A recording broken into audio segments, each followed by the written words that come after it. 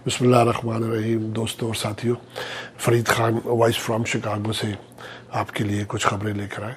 आज की जो सबसे ज़्यादा हॉट न्यूज़ है वो है शुगर कमीशन की रिपोर्ट के हवाले से, जिसको गवर्नमेंट ने, इमरान खान साहब ने कोशिश की है, चाह रहे कि उसको नैब को भिजवा दिए जाए।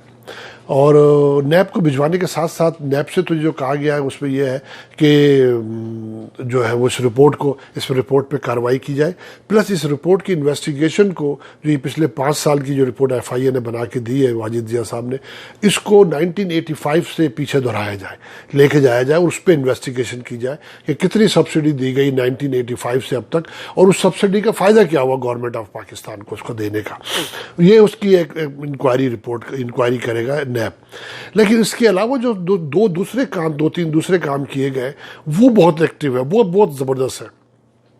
अभी तो अपोजिशन खाली जो है ना इस कमीशन रिपोर्ट को 1985 पे लेके जाने के लिए, उनका कंसर्न भी सही है, एहसन इकबाल साहब जो कह रहे हैं, और मैं भी समझता हूँ कि जब आप किसी चीज़ को फैला दें और फिर उसके तो फिर वो सालों कहानियाँ चलती रहती है इन्वेस्टिगेशन की, जैसा कि हमारे मुल्क में होता रहा है, और कभी कोई चीज़ रिपोर्ट कंप्लीट नहीं हुई।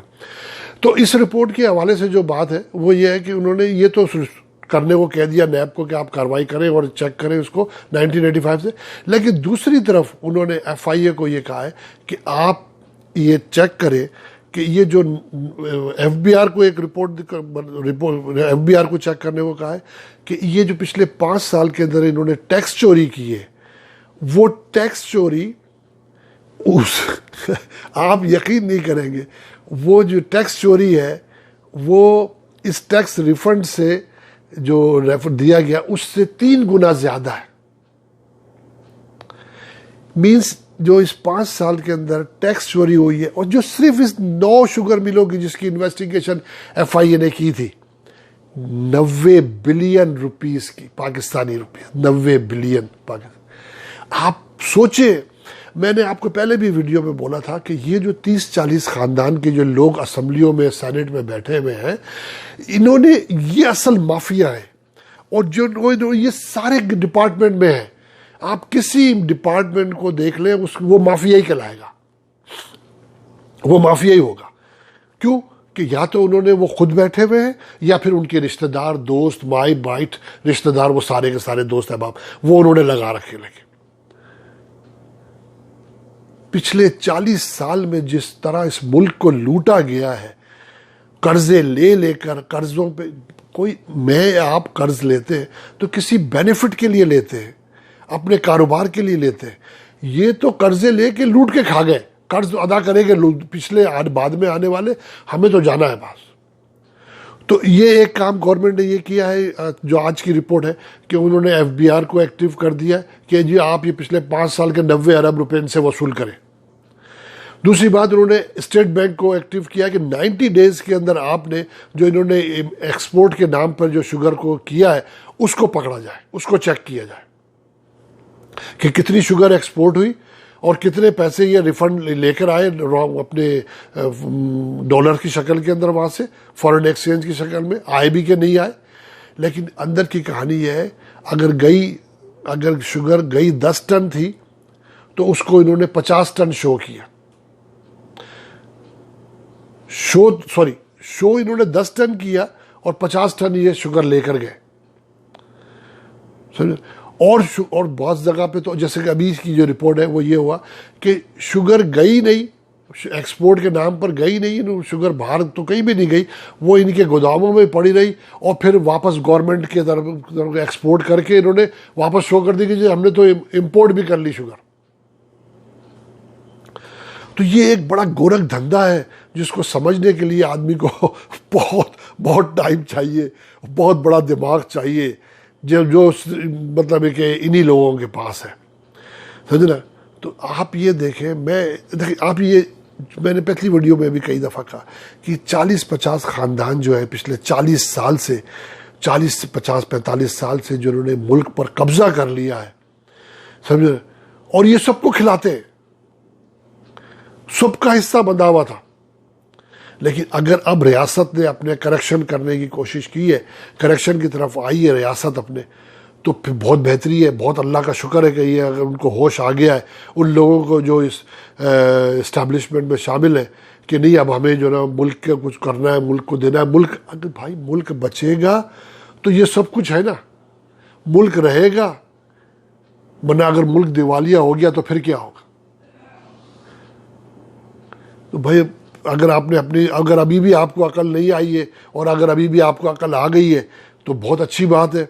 इसको मुल्क को करप्शन की तरफ से निकाले, करप्शन के दलदल से निकाले इन बदमाश लोगों को।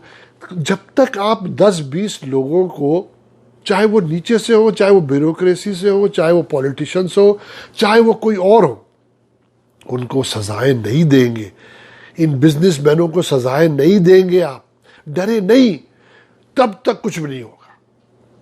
ये मुल्क ऐसे ही धक्का पेल चलता रहेगा धक्के से, और करेक्शन नहीं होगी ना, मुल्क तरक्की की तरफ करेगा। सो भूल जाए मुल्क तरक्की को। जब तक आप इन 40 लोगों में से 10, 15, 20 लोगों को आप नहीं लटकाएंगे, आप इनको नई सजाएं देंगे, जेलों के पीछे नहीं लटकाएंगे, समझे, जब डालेंगे, तब तक काम नहीं होगा। तब तक नीचे का लोग, नीचे की जो है पब्लिक ब्यूरोक्रेसी में जो लोग हैं, नीचे के लोग हैं, मतलब सारे सिविल इदारे, सारे गवर्नमेंट इदारे खत्म हो चुके ना, सॉरी माजरत चाहता हूं, तो खत्म है। इसके अंदर हर आदमी करप्शन करना, रिश्वत लेना अपना हक समझता है। क्यों? कि उनको हराम हलाल की तमीज खत्म हो गई है, अल्लाह का खौफ खत्म है हमारे मुल्क में। जब अल्लाह का खौफ खत्म नहीं होगा तो फिर इंसानों का खौफ क्या रहेगा किसी को। तो अब इंसान का खौफ दिलाने के लिए, आप अल्लाह का खौफ दिलाने वाले को तो आपने माफिया मंगवा दी बुलाकर, टीवी के ऊपर बुलाकर, समझे ना। तो अब आपको इंसानों का खौफ देना पड़ेगा, और इंसानों के खौफ के लिए आपको करनी पड़ेगी, आपको एहतसाब करना पड़ेगा। अगर आप देखिए, यही जो लोग हैं, चाहे वो हुकूमत में हो, चाहे वो अपोजिशन में हो, चाहे वो इस्टेब्लिशमेंट में हो, आप जब तक इनका एहतसाब नहीं करेंगे, क्योंकि ये इन्हीं के खानदान के लोग हैं, इन्हीं के दोस्त रिश्तेदार सारे भर्ती हुए हुए। आप सिंध पब्लिक सर्विस कमीशन के पिछले 5-10 साल की आप रिपोर्टें उठा लें, जो अपॉइंटमेंट हुए, आप देखेंगे एक एक खानदान के 10-10 आदमी, पूरी फैमिली अपॉइंट कर दी गई है, पूरी फैमिलीज अपॉइंट कर दी गई है। जिनको अलिफ भी नहीं आती होगी वो डिप्टी कमिश्नर लगे हुए वो रेवेन्यू ऑफिसर लगे हुए, समझे ना, और वो लूट रहे, खा रहे, और आगे भी दे रहे। असल मसला तो है ना, आगे भी जा रहा है, असल तो वही है, तभी तो नौकरी मिलती है। तो आप अगर एहतसाब होने जा रहा है, अगर होना चाहिए, नजर आना चाहिए एहतसाब। जो ये लोग मिठाइयाँ बांट रहे, रसगुल्ले बांट रहे, इनको सोच रहे उनको ये कुछ नहीं होगा। और फिर देखें, फिर बात ये कि फिर वही करप्शन किसी ने की है, और नमक की दलाली में, कोयले की दलाली में हाथ काले, और नमक हराम लोग जो है ना, वो आ गए मीडिया के ऊपर सेव करने के लिए। आप क्या करने जा रहे हैं, मेरे समझ में नहीं आ रहा। आप क्यों करप्ट लोगों की आप जो ना पुष्ट पनाही करते हैं? आप क्यों करप्ट लोगों को डिफेंड करें? उनको खुद को करने दे ना, उनको खुद को आने दे, उनको बोलने दे। कोई मुस्लिम लीग नवाज ने थोड़ी की है, नवाज शरीफ ने करप्शन की है, शहबाज शरीफ ने करप्शन की है, तो शहबाज शरीफ बोले। क्यों ऐसा इकबाल साहब बोल रहे हैं? क्यों जुबैर उमर साहब बोल रहे हैं? सॉरी, मतलब मेरे समझ में नहीं आता कि क्या जवाब देंगे आप क़यामत के दिन। आप तो अभी भी जलील हो रहे हैं, जिल्लत का इंतहा है। मेरे घर पे तो कोई अगर मुझे पता चले कि मेरे, तो मैं तो शर्म से भर जाऊंगा। इज्जतदार आदमी तो शर्म से भर जाता है कि जी तुमने करप्शन की, तुमने लूट मार की। अभी तो फखर से बोलते, करप्शन की है तो क्या, खाता है तो लगाता भी तो है। ये बात जब तक हम ये कॉन्सेप्ट चेंज नहीं करेंगे ना यहां से, जब तक आवाम अपनी नहीं आएगी। आवाम को अगर ये करप्शन सही नहीं होता है, और करप्शन नहीं होता है अगले आपको 6 महीने में, 3 महीने में नजर ना आए, तो मैं कहता हूं आपको, आवाम को, जिस तरीके से अमेरिकन आवाम एक आदमी के मरने पर रोडों पर आई है, और आज 14 दिन हो गए हैं, 14 दिन हो गए, 12 से 14 दिन हो गए, वो रोडों पर मुस्तकिल एहतजाज कर रहे हैं। वो डीसी के सामने, वाशिंगटन डीसी में व्हाइट हाउस के सामने खड़े हुए एहतजाज कर रहे हैं। और अब एहतजाज तो अब ट्रंप और पेंस के रिजिग्नेशन पे चला गया है। मैंने कल बैनर देखे वहां पर वाशिंगटन के अंदर कि resign Trump and Pence vice president, समझे। और उनका बात यह है कि ऐसा होना चाहिए जब तक। अच्छा बात, फिर एक बात, बड़ी बात, किसी ने बड़ी मशहूर बात कही थी किसी ने पहले ने, कि जब हराम आपके खून में सरायत कर जाएगा ना तो कंप्लीसेंसी आ जाएगी। तो हमारी कौम हराम खा खा कर कंप्लीसेंस हो गई, कंप्लीसेंसी का शिकार हो गई है। आपको उससे निकलना पड़ेगा, हराम से, समझे ना। आपको अपनी चादर देख के पैर फैलाने पड़ेंगे। जब आप अपने घर इनकम के हिसाब से अपनी हिसाब रखेंगे, अपनी काम कारोबार करेंगे, अपने सब मतलब खर्चा करेंगे, तो ये करप्शन नहीं होगी, करप्शन ख़त्म हो सकेगी, समझे ना। तो आप फिर बाहर निकलेंगे। मैं तो कहता हूँ लोगों को, जब तक आप रोडों पर नहीं आएगी अवाम हुकूमत के खिलाफ, इन करप्शन के लोगों के खिलाफ, इन सियासतदानों के खिलाफ, इन लूट मार करने वालों के खिलाफ, तब तक नहीं होगा, समझो ना। या तो फिर नॉर्थ कोरिया के जैसा प्रेसिडेंट आए, समझो ना, या फिर चाइना के जैसे वो डिक्टेटरशिप, तो फिर काम चलेगा। इस मुल्क को अच्छा करना है तो आपको लोगों को सजाएं देनी पड़ेंगी, कुछ बेहतर करना पड़ेगा आवाम के लिए।